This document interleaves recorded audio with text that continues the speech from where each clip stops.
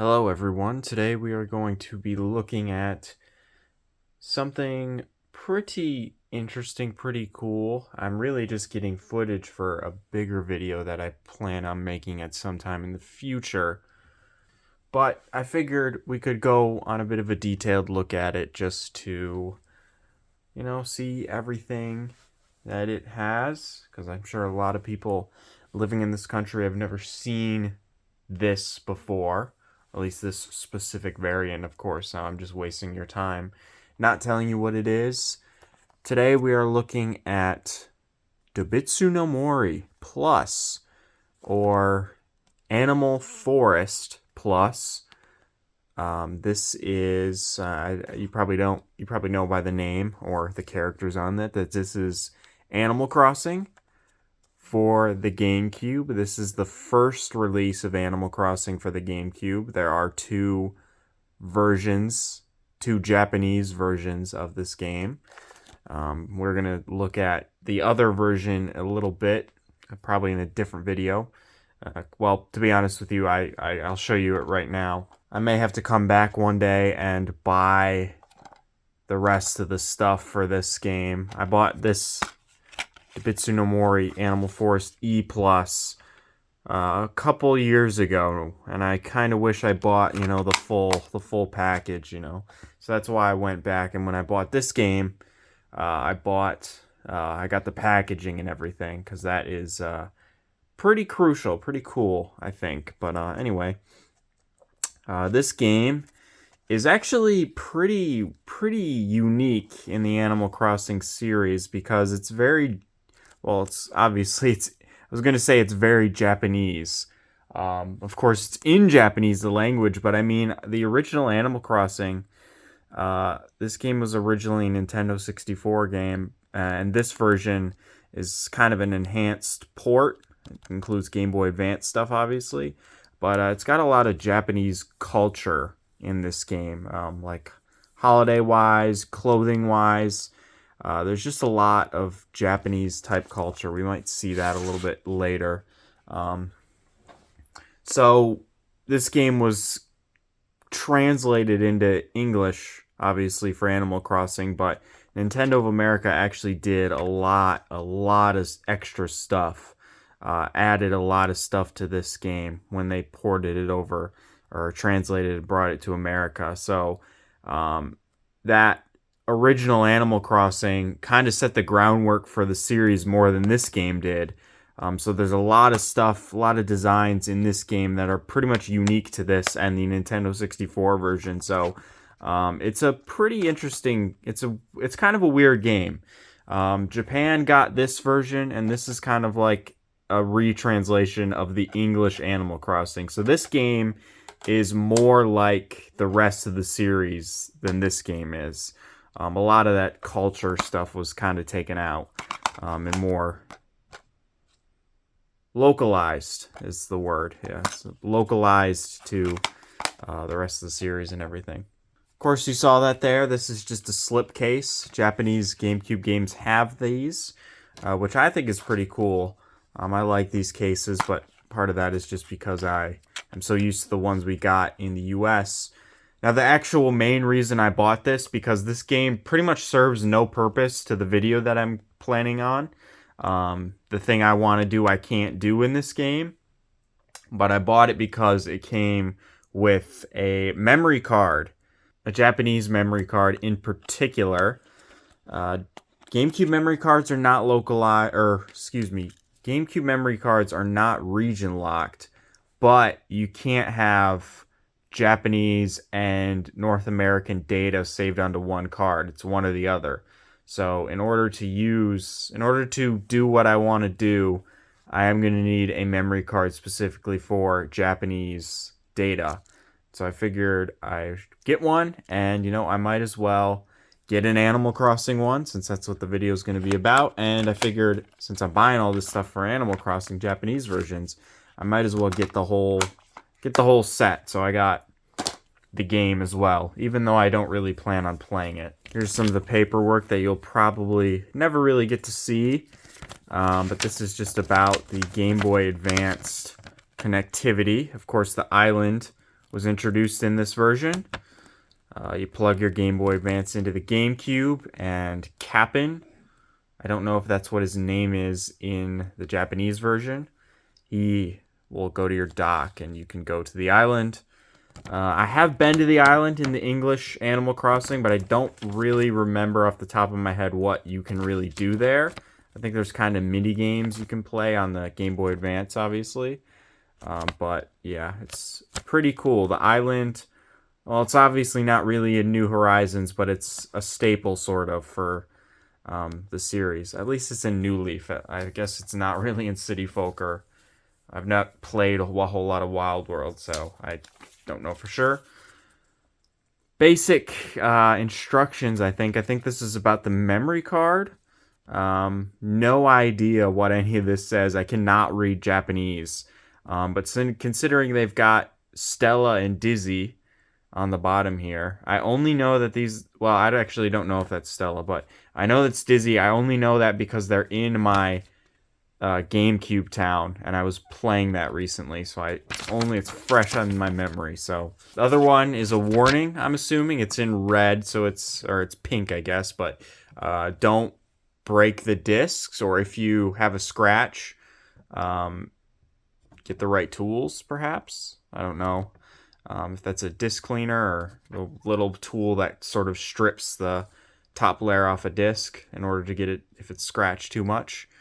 But yeah, that's... And then here is the instruction manual for the game. We'll take a look through it, although there's not going to be a whole lot we can do. I have no idea who most of these characters are. I do have this one in my GameCube town, but I cannot think of what her name is. And obviously, a lot of these are the townsfolk too. Or not the townsfolk, sorry, the shop... not the shop people. I don't fucking know. And I don't know who this pumpkin guy is at all. I don't know if that was taken out for the English version. But yeah, basic warning. Don't bend the game. This is how you clean it. Same thing that was on the sheet. Here's the controls, the memory card, how to plug it in. Here is I did Google Translate this, and this is kind of talks about how there's 4 seasons in the game based off what it is in real life. It's got trees. It says something about the trees, obviously, because the trees change with the seasons. There is something that changed. There's actually 2 things on this that have changed for the localization. That's Rossetti. He has a different uniform. I think he's got a more traditional Japanese sort of uniform in the English version, and every subsequent Animal Crossing game since, he's got overalls. But in this game, he's got something else. I'm not quite sure what it is, but yeah. And Tortimer has a different hat. He doesn't have a cane. I think he even has more traditional Japanese attire.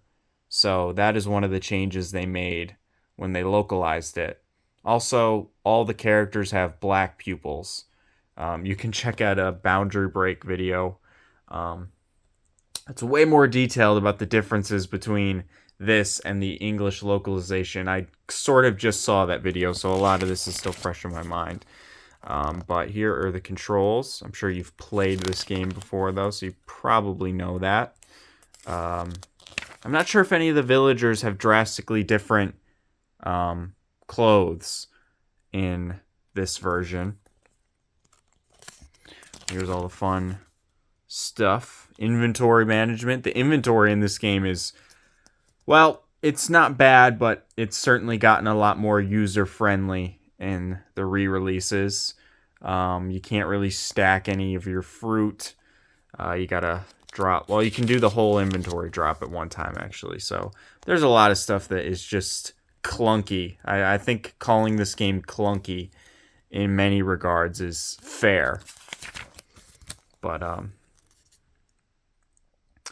think this is just basic house stuff. You don't ever see instruction manuals like this anymore.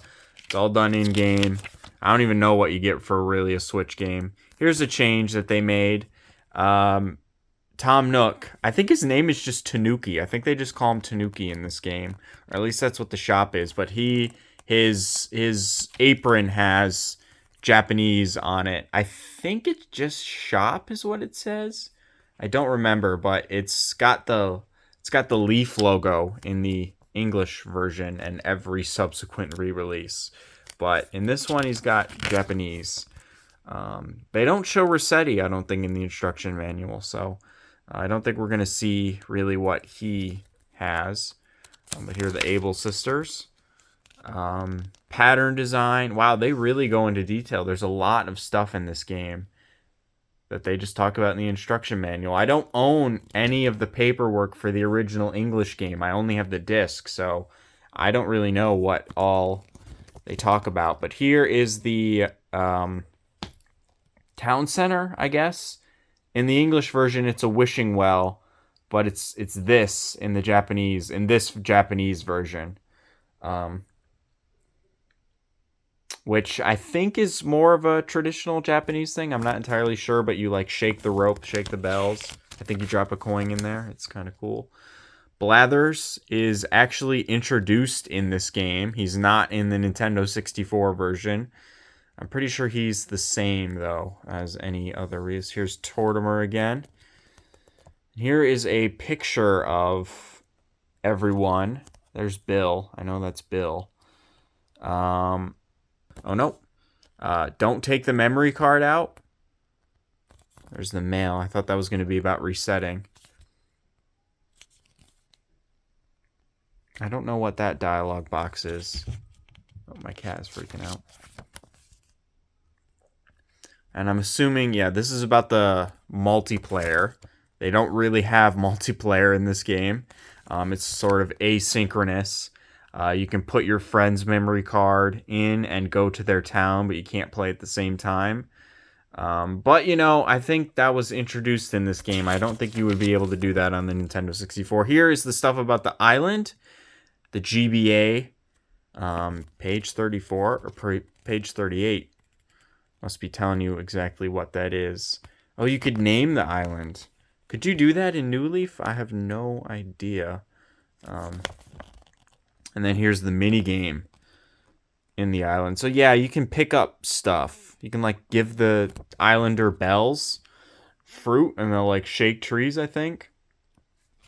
I don't know how useful that game is really. Oh, there is. Okay, it looks like you can link two Game Boy Advance together. Maybe that's a mini game. Maybe that's a two-player type thing. Patterns on the Game Boy Advance. This is the end. We're closing up on here. Stuff I don't know about. Is this deleting the town? Here's the end. And here is component cables. Or I think that's S-Video technically because of the colors. And yeah, that is the end of the instruction manual. Nothing about Rossetti. He was a secret. He only appears in that little blurb, but he does look different, I assure you. So I mainly did all that for footage. Here's the disc. We didn't really look at it. Yep, the GameCube is region locked, so you can't play Japanese games on a North American system. So I am importing a Japanese Nintendo, or I don't know why I keep saying freaking Nintendo 64. I'm importing a Japanese GameCube, and so I'll probably grab footage from this game, but the main point is the other one. So I'll put this back on. The main point is E+, Animal Force E+, so most of my footage will be from that game. But here's one last look at the packaging. I really like the packaging that the Japanese Animal Crossing games, or at least these GameCube ones, have. It looks nice, and I really like the slipcase. I think kind of it does just give me a traditional Japanese vibe, like historical type thing. The solid yellow color, I think, kind of because of just the wear and tear, because this is 20 years old. It looks really nice. It looks really cool. I like this. So that is pretty awesome. But yeah, that is me looking at Animal Forest Plus, the box of the game. But I don't have the GameCube yet, so this is kind of just a random video that I made to grab footage of everything.